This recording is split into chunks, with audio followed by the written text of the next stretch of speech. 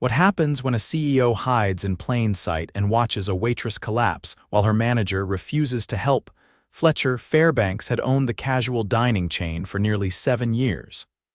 He'd bought it when it was circling the drain 20 locations, all barely skating by. He turned it around by focusing on quality food, good service, and treating employees fairly. At least, that was the promise. But lately, the complaints were creeping in again. Not from customers, those came and went. These were from exit interviews, backdoor messages from ex-workers, even a dishwasher who quit and left a full-page note about a toxic manager ruining the night crew at Store 17. Fletcher read it twice. He stared at the spreadsheet.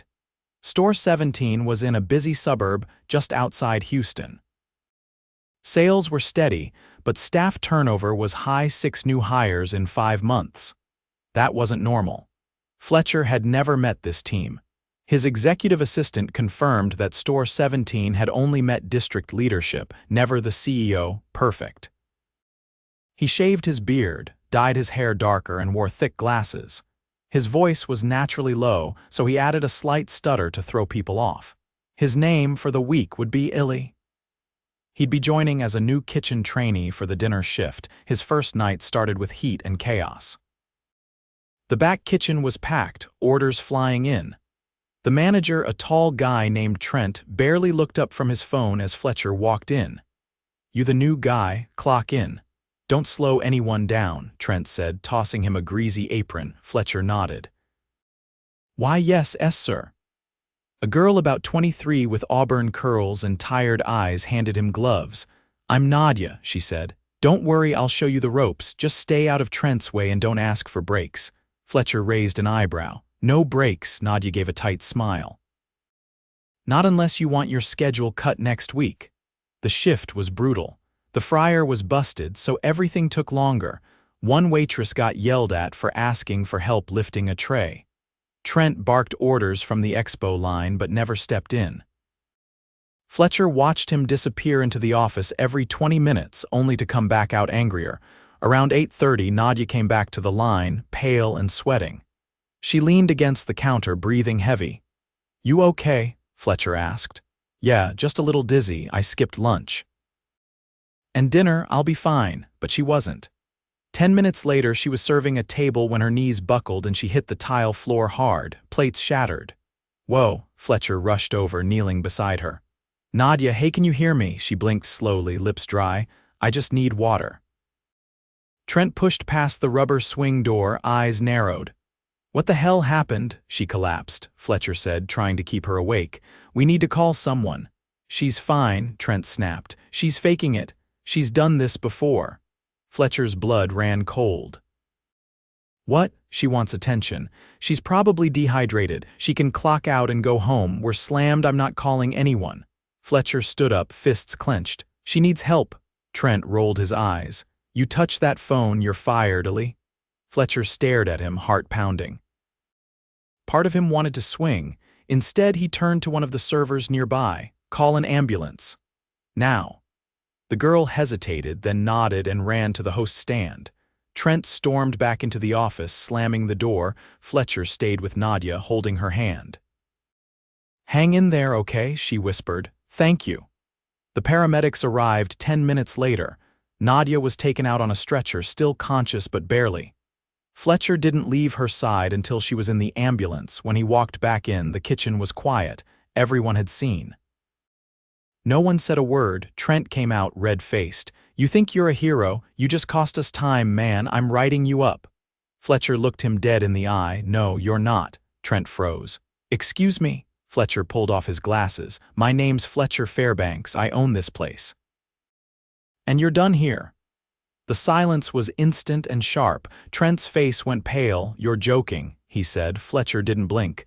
"Pack your things. You're fired." The next morning, Fletcher was back at Store 17 before the sun came up. He'd barely slept, mind racing through everything he'd seen. Trent was gone, escorted out by district HR late the night before after Fletcher made one call. But the real problem wasn't just one bad manager, it was the culture that had been allowed to fester under him. Inside, the restaurant smelled like last night's grease. A lone prep cook named Lewis was chopping onions at the back counter, earbuds in. He didn't notice Fletcher until the door swung shut behind him. Lewis pulled out one earbud, startled. "Didn't think anyone else came in this early." "I wanted to check the inventory before we open," Fletcher said, voice steady but without the stutter this time. He wasn't hiding anymore. Lewis squinted. "Wait, you're the guy from last night, the new hire." Fletcher nodded. "My name's Fletcher Fairbanks. I own the company." Lewis blinked, mouth parting slightly. "You're serious." Fletcher walked past the prep line, scanning the coolers. "What time did you get in?" 5, Lewis said. "Trent always made me come early, said if I didn't have everything prepped by lunch rush, I'd lose hours." "And you're alone?" Lewis shrugged. "Usually. Sometimes there's a dishwasher who shows up early, but he quit after 2 weeks. Couldn't take it." Fletcher opened the reach-in fridge. Half the produce was wilted. The meat labels were 3 days out of date. "Where's the morning manager?" Lewis wiped his hands on his apron. "We don't have one. Trent said he covered all shifts, but he only showed up after 4. We ran the mornings ourselves." The line of problems was longer than Fletcher expected. He pulled out his phone and typed a message to his ops director, requesting a full audit report of the last 6 months at this location, specifically staffing, turnover, and complaints. By 8, the rest of the team began trickling in. Vanessa, a line cook with dark circles under her eyes, dropped her backpack behind the expo station and immediately started wiping down the counters. "Did anyone cover Nadia's shift today?" Fletcher asked. Vanessa looked up. "She's not coming. She's in the hospital." Vanessa stared at him, stunned. "They said she went home." "No," Fletcher said. "She collapsed. She was taken out by paramedics." Vanessa sat down on a milk crate and pressed her hand to her forehead. "She told me last week she hadn't had a full meal in 2 days. Said she was trying to save money for her brother's school fees." Trent yelled at her for taking a slice of bread from the prep line. Fletcher's jaw tightened. "She was punished for eating food we throw out daily," Vanessa nodded slowly. He called it stealing. Before Fletcher could respond, the morning hostess, a college student named Brielle, walked in holding a stack of menus. She paused when she saw him. "You're the guy who fired Trent, right?" "Yes," she exhaled. "Good. That guy once told me to wear tighter shirts if I wanted more tips. Said I was costing the store money with my attitude." Fletcher's chest tightened. "Did you report that?" She shook her head. "He told me no one would believe me, said he was tight with corporate." Fletcher's voice dropped low. "I want you to write everything down, every comment, every incident. You won't be retaliated against, I promise." Brielle nodded, eyes shining. "Thank you." By 10, a temporary manager arrived, Alicia, a regional trainer from Austin who Fletcher trusted. She'd worked her way up from dishwasher to store lead and had a reputation for being firm but fair. She set down her bag and immediately pulled the staff into a quick meeting. "I'm here to get things stable," she said. "Nobody's schedule is changing today. We'll rotate breaks properly and anyone feeling unwell speaks up. No exceptions." Lewis raised his hand. "Do we still have to buy our own meals?" Alicia frowned. "What?" Brielle stepped forward. "Trent made us. Said the discount only applied to full-timers." "That's not policy," Alicia said flatly. She turned to Fletcher. "You want me to handle this? Change it now," he said. "Full meals, 1 per shift, minimum, free." Alicia nodded and added it to her clipboard.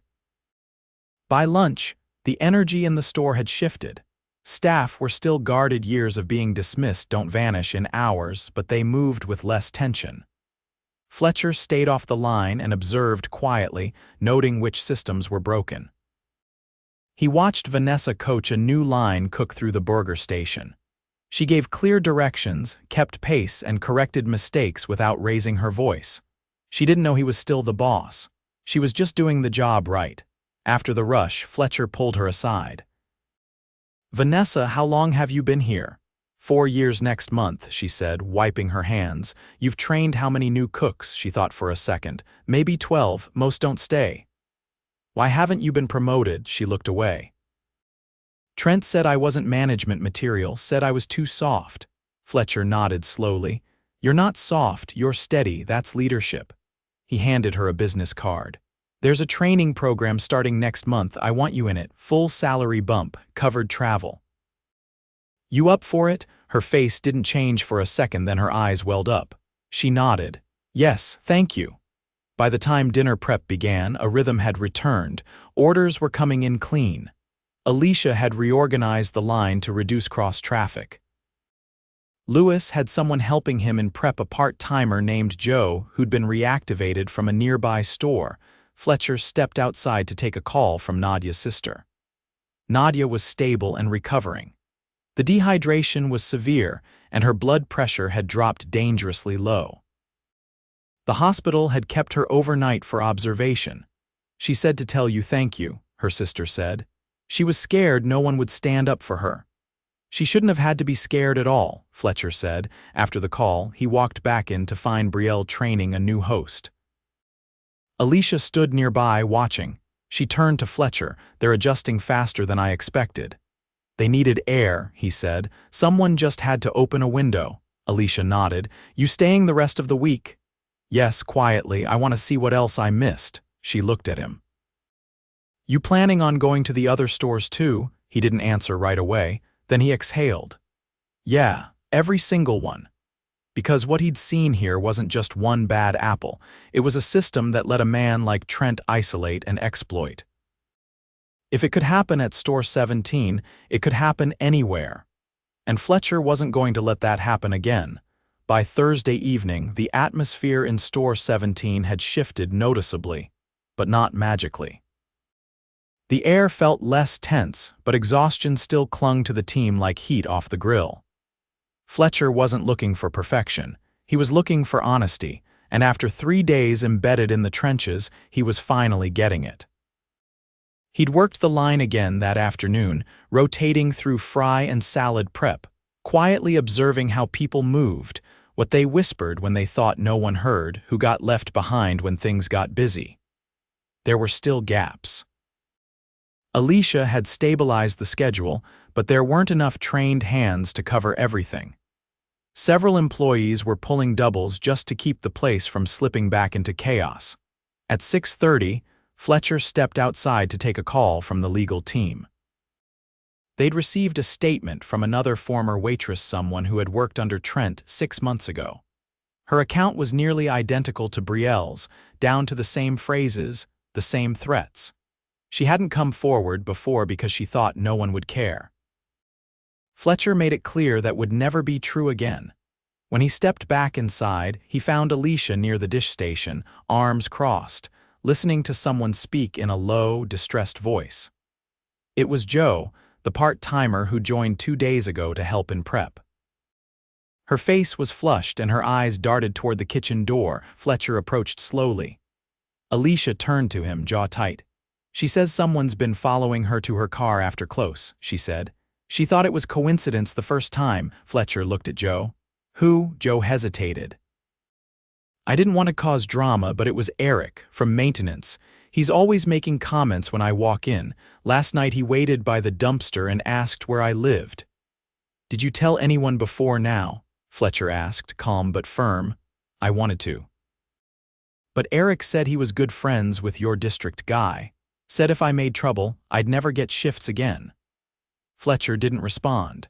He walked straight to the back office, opened the door, and found Eric sitting on a stool scrolling through his phone. He didn't look up until Fletcher stood directly in front of him. You got a minute? Fletcher asked. Eric's brows lifted, vaguely annoyed. What now? You've been making comments to Joe, following her, threatening her job, Eric scoffed. That's not what happened. I don't need a story, Fletcher interrupted, voice steady. You're done here. You're not stepping foot in another one of my stores. Eric stood up, clearly trying to posture. You can't fire me without an investigation. I'm not HR, Fletcher said. I'm the owner. You crossed a line. You're fired. Permanently? Eric stared at him, realizing slowly that there would be no second chance, no warning, just the end. Fletcher stepped aside and motioned to Alicia, who was already calling security to escort him out. Back in the kitchen, Joe stood frozen, still clutching the prep sheet. Fletcher walked over. "You're safe," he said. "He's gone. If anyone else ever makes you feel unsafe, you come to me directly." Joe nodded, eyes glassy. "Thank you," he didn't say more. He let her return to her station and took a moment to lean against the cooler, trying to slow his pulse. This wasn't supposed to happen, not in a place built on hospitality, but it had. And now it was his job to fix it. Later that night, the dinner rush built faster than expected. A last-minute high school fundraiser had packed the dining room with families, and the kitchen was already short 2 servers, one out sick. The other had left mid-shift after a family emergency. Fletcher watched as Brielle stepped in to run drinks, Vanessa filled in at Expo, and Lewis, who rarely left the prep station, jumped onto the grill to keep it from falling behind. Fletcher grabbed a tray and followed Brielle out to table 12. When they returned, she gave him a quick glance. "Didn't expect you to still be running food." "I didn't expect your team to hold the place together without a full staff," Fletcher replied. She wiped her forehead with the sleeve of her shirt. "We're used to it. You shouldn't have to be." She didn't respond right away. "You know, when Trent was here, we stopped asking for help. It just made things worse. He'd cut our hours or humiliate us in front of guests. You're not invisible anymore." Fletcher nodded toward the Expo line. "I see everything now." Brielle gave him a look, not gratitude, but recognition. "Then don't stop, even after you leave." It was past 10 when the last guests left. Fletcher stayed behind to mop the back hallway. He didn't have to, but it reminded him of why he came. As he wrung out the mop, Alicia approached him with a clipboard. "I got the exit interview summaries you asked for," she said. "From the last 12 months, how bad?" 9 out of 12 mentioned Trent directly. Most said they felt unsafe. Several mentioned food safety violations too. And not a single follow-up from district management. Fletcher read the top line of one entry, left after being accused of stealing bread. No investigation. Where was the district manager during all of this? Alicia hesitated. He visited once every 2 months. Spent most of the time in the office with Trent. Who is it? Greg Callahan. Fletcher closed the clipboard. Pull all his files. I want to know what his other stores look like. You think this wasn't isolated? I know it wasn't. That night, Fletcher drafted 3 memos. One to the legal team, instructing them to set up anonymous reporting systems in every location. One to HR, demanding a full review of every district manager's site visit logs from the past year. And one to his executive leadership team, outlining a new policy. Every store would now be required to host quarterly employee forums with him or a senior leader present, open floor, no filters. He didn't want to build a chain known for its food anymore. He wanted to build one known for how it treated the people who served it. As he left store 17 well past midnight, he looked back once through the glass at the clean counters, the stacked chairs, the worn linoleum floors, and wondered how many more stories like Nadia's had gone unnoticed. He had a list of 20 stores. He'd only just started. Friday morning came with a low gray sky and the thick air of a Houston summer pressing down early. Fletcher sat alone in the back booth of store 17, sipping lukewarm coffee from a chipped ceramic mug. The front door was still locked, the lights dimmed, but the hum of the prep line had already begun behind the kitchen wall. He didn't need to be there this early, but he couldn't sleep knowing what still needed fixing. Alicia arrived just after 7, dropping a folder on the table with a quiet thud. "Full audit of Greg Callahan's stores. Took all night," she said, sliding into the seat across from him. Fletcher opened it, flipping through the summaries. High turnover rates in 3 of the 5 locations, repeated guest complaints about slow service, and 2 unresolved reports of harassment from the past year. One was retracted under pressure to let it go. Fletcher didn't look up. "When's the last time he was at store 17 before this week?" 3 months ago, Alicia said. "He signed off on inventory but didn't speak to a single staff member." Fletcher closed the folder. "Bring him in. I want the conversation to happen here." She nodded and left without another word. By mid-morning, the store was running on muscle memory. Vanessa was training a new cook named Marcus, who was still learning the rhythm of the grill. Louis had a part-time helper on prep, and Joe had taken over the dry storage list, checking expiration dates and logging orders with quiet efficiency. The staff wasn't fully healed, but they were holding each other up, and for now, that was enough.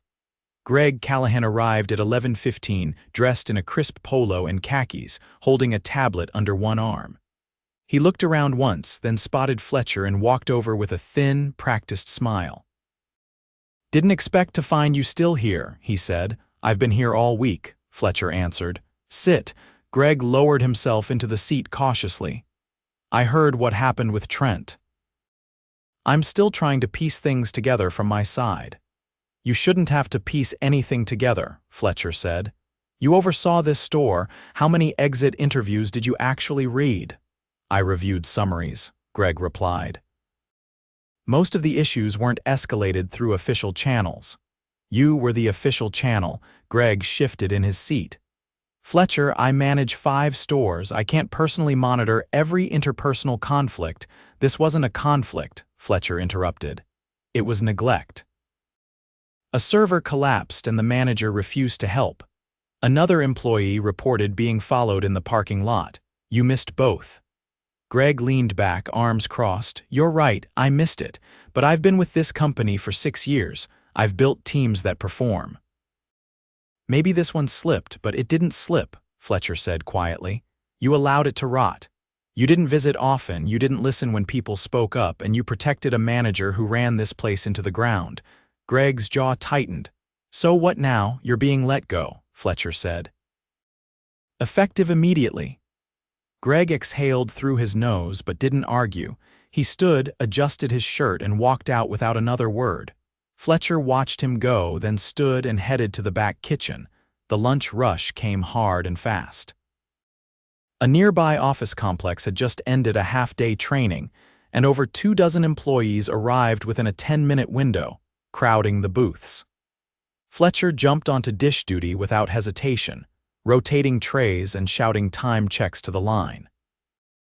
Vanessa was steady on expo, calling out garnishes and special orders with sharp precision. Marcus was still catching up, but he kept his head down and listened. After the wave broke, Fletcher called a store-wide meeting in the dining room. Chairs scraped against tile as every employee lined cooks, servers, hosts, even the dishwasher filed in and took their seats. Fletcher stood at the front, arms crossed loosely. "I've been here all week," he started. "Not just watching, learning.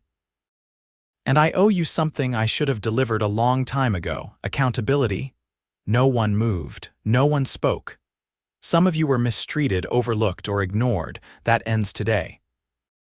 We're putting permanent systems in place: anonymous reporting, rotating leadership visits, and mandatory quarterly reviews led by someone outside your direct chain of command. No more dead ends." He let that sit. "We're also restructuring how managers are evaluated. It won't just be based on revenue. Culture, turnover, and employee feedback will count for just as much." Brielle raised a hand.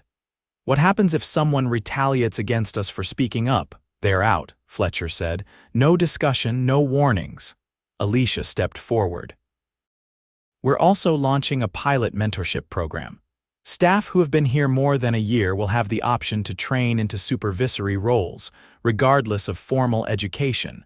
Experience and trust will carry weight." Vanessa glanced around the room. "Does that mean we can finally move up without knowing someone at corporate?" Fletcher nodded. "Exactly that." Joe leaned forward, arms on the table. "What about stores that still have people like Trent?" Fletcher looked at her. "We're not guessing anymore. I'm visiting each one, personally. And Alicia's overseeing the audit of every location's staff feedback. We're bringing in third-party evaluators when needed."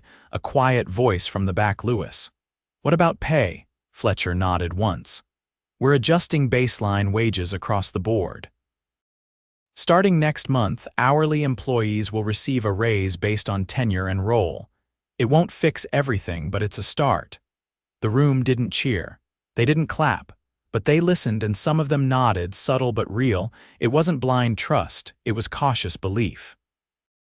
After the meeting, Fletcher stayed behind to stack chairs and wipe tables. Brielle approached, arms crossed. "You're really going to the other stores," he nodded. "Already scheduled the next 3, she hesitated. "You'll probably find worse." "I expect to," she thought for a moment. "Don't stop digging." "I won't."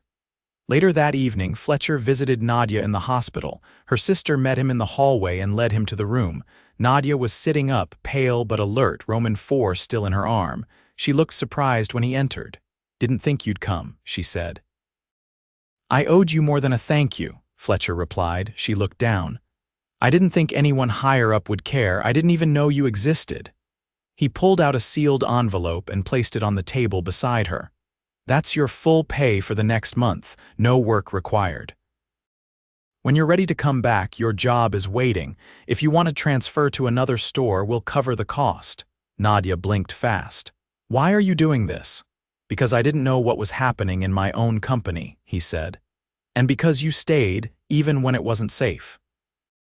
"That kind of loyalty deserves more than silence," she exhaled slowly. "I'll come back, but not to store 17.